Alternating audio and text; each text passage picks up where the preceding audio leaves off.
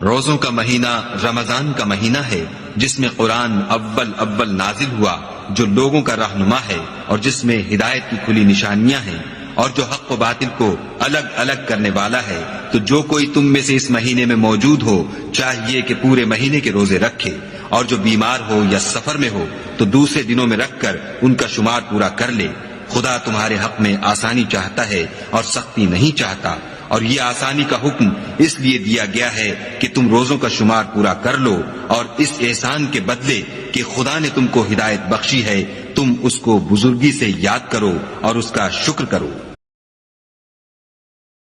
अल्लाहुम्मा सल्लि अला मुहम्मदिन व अला आलि मुहम्मद कमा सल्लैत अला इब्राहीम व अला आलि इब्राहीम व बारिक अला मुहम्मदिन व अला आलि मुहम्मद كما باركت على إبراهيم وعلى آل إبراهيم في العالمين إنك حميد مجيد.